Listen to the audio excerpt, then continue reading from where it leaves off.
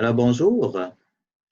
Donc on se retrouve pour entreprendre une nouvelle série de petites capsules vidéo.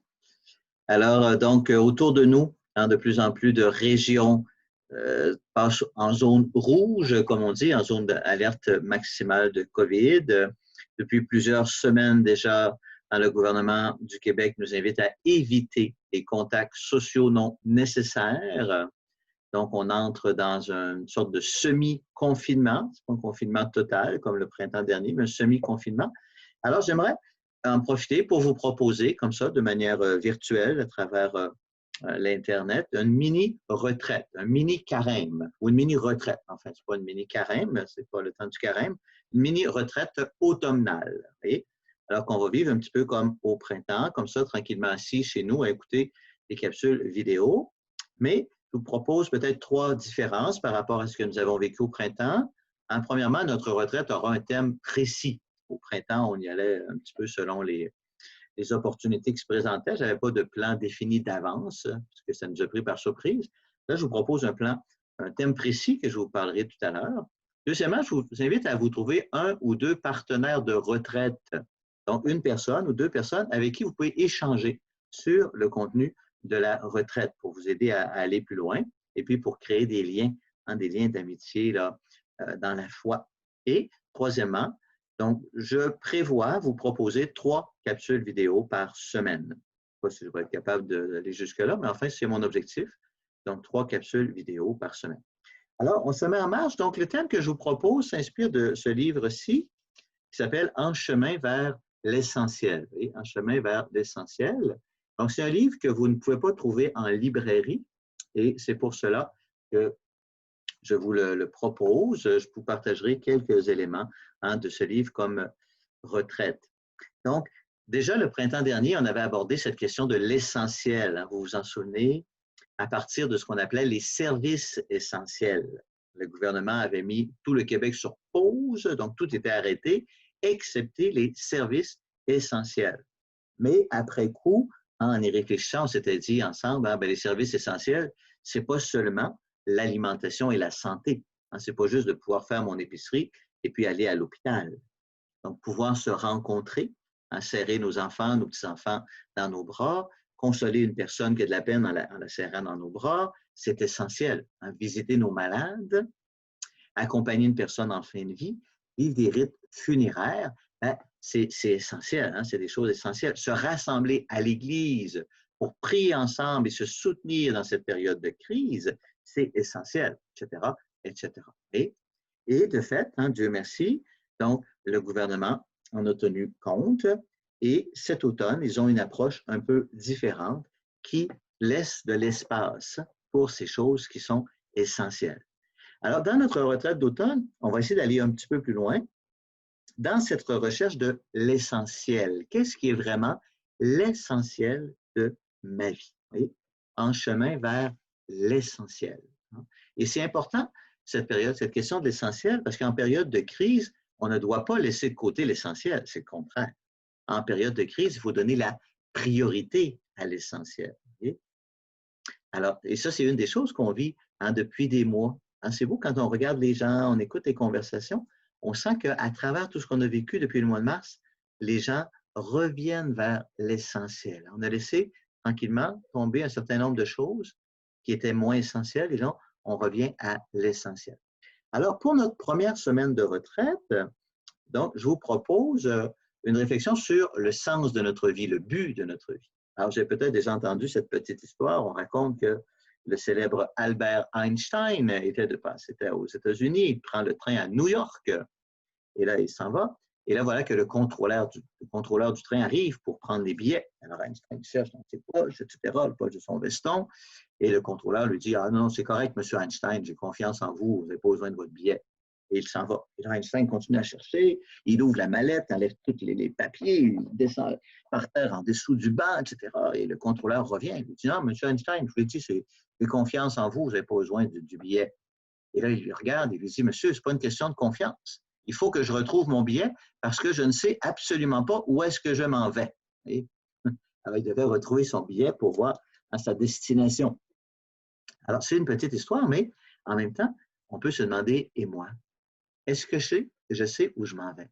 Hein, dans ce grand voyage de la vie, dans le train de la vie, où on est emporté par toutes sortes de choses, est-ce que je sais où je m'en vais? Alors, si je ne sais pas où je m'en vais, bien, il y a des risques. Hein, il y a toutes sortes, il y a des inconvénients à ne pas savoir où je m'en vais. J'en évoque trois à partir de la parole de Dieu. Il y a un beau texte au livre d'Isaïe, chapitre 40, verset 30, c'est facile à retenir, hein, Isaïe 40, 30. On dit à peu près ceci, hein, on dit « Les jeunes gens se fatiguent, les coureurs d'élite s'épuisent, mais ceux qui mettent leur confiance dans le Seigneur renouvellent constamment leur force comme les aigles. » Certains d'entre vous connaissent la chanson, hein, comme les aigles. Oui. Alors, les jeunes, ils ont beaucoup d'énergie, mais ils dépensent beaucoup d'énergie. Et s'ils ne savent pas où ils s'en vont, ils risquent de courir dans tous les sens et ça conduit parfois à des burn-out, hein, parce qu'on va dans tous les sens. Les personnes plus âgées, souvent, elles ont acquis une sagesse, elles ont moins d'énergie, mais elles se fatiguent moins et il n'y a pas de burn-out chez les personnes âgées. Donc, quand on sait où on s'en va, on évite de se fatiguer à courir inutilement dans tous les sens. Deuxièmement, si on ne sait pas où on s'en va, on n'est jamais satisfait, même si on fait beaucoup de choses. Hein. Vous connaissez tous ce célèbre passage où Jésus va dans la maison de Marthe et Marie.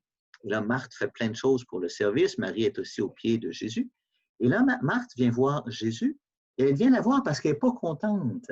Et elle dit à Jésus, « Hein, Seigneur, cela ne te fait rien que ma sœur me laisse tout seul à faire le service. » Et Jésus lui dit, « Marthe, Marthe, tu t'agites et tu te fais du souci pour beaucoup de choses. Marie a choisi l'unique nécessaire, cela ne lui sera pas enlevé. » Tu t'agites pour beaucoup de choses et finalement, tu n'es jamais contente. Pourquoi? Parce que tu ne sais pas où tu t'en vas. Et troisièmement, parfois même, notre vie va devenir incontrôlable. Il y a un texte au livre des Proverbes, chapitre 29, verset 18, dans une traduction un peu différente de celle auquel on est habitué, ça dit ceci, hein, « Faute de vision, le peuple vit sans frein. » Hein, si je ne sais pas où je m'en vais, je ne vois pas où je m'en vais, le peuple vit sans frein et ma vie risque d'être incontrôlable. C'est plein d'autres affaires extérieures qui vont prendre le contrôle de ma vie. Parfois, même des choses graves. Hein, je vais tomber dans toutes sortes d'excès. Pourquoi? Simplement parce que ma vie n'a pas de but. Alors, qu'est-ce qu'on fait? On peut soit inventer un but à notre vie, ce qui est déjà bon. Hein? Je peux décider d'investir ma vie dans un projet. J'ai un projet, puis là, toute ma vie va être orientée vers ce projet. Mais au fond du cœur, on risque de ne pas être encore satisfait. Si jamais ce projet vient à tomber, ben là, je retombe à zéro. Vous voyez? Ou on peut chercher, se peut-il que, inscrit au plus intime de moi-même, ma vie est un but. J'ai été créé pour un but. Dieu m'a créé pour un but. Un but qui est à la fois peut être un but, hein, un sens à la vie générale qui concerne tous les êtres humains et en même temps un sens à la vie, un but qui est propre à ma propre personne. Oui? Alors, au cours des jours et des semaines qui viennent, on va s'arrêter à cette question-là. Parce que quand on connaît le but de notre vie, qu'est-ce qui se passe? On peut se concentrer sur le but de notre vie. Hein, on peut se concentrer et alors on est beaucoup plus efficace et on obtient, hein, des résultats. On évite de se disperser comme le fait Marthe, hein, dans l'évangile que j'ai cité tout à l'heure, d'aller dans tous les sens. On se concentre. Cela simplifie notre vie. On prend des décisions en fonction du but, de l'essentiel de notre vie. Même s'il y a 1000 possibilités, 1000 sollicitations, il y en aura toujours, hein, des sollicitations, mais moi je sais où je m'en vais, alors je ne me laisse pas détourner par les 1000 sollicitations, je fais des choix en fonction du but de ma vie. Et troisièmement, il y a une motivation, une grande motivation, hein, à faire quelque chose quand je sais pourquoi je la fais. Je vous ai déjà raconté cette histoire, hein, d'un homme qui se promène sur un chantier de construction, il y a des maçons, et là il rencontre un premier maçon et il lui dit, « Toi, qu'est-ce que tu fais? » Ah, il dit, « Moi, je suis maçon, je pose des briques. » Ah, très bien. Et il continue son chemin. Il dit, « Allô, toi, qu'est-ce que tu fais? » Ah, moi, je suis maçon. Regardez, je suis en train de bâtir un mur. Ah, formidable. Et là, il rencontre le troisième. « Et toi, qu'est-ce que tu fais? » Eh bien, moi, je suis maçon. Regardez, je suis en train de participer à la construction d'une cathédrale. Oui. Hein, les trois personnes faisaient la même chose, mais ils ne le faisaient pas dans le même but. Alors, donc déjà, on peut se poser la question, en commençant, hein, moi, est-ce que je sais quel est le but de ma vie? Actuellement, aujourd'hui, au moment où je parle, quel est le but de ma vie? Pourquoi je fais telle ou telle chose? Pourquoi je prends telle ou telle décision? En vue de quoi? Et dans les jours qui viennent, les semaines qui viennent, ben, on va ensemble réfléchir sur cette question. Alors, moi, je vous accompagne, bien sûr, comme toujours, de ma bénédiction au nom du Père, du Fils et du Saint-Esprit. Amen.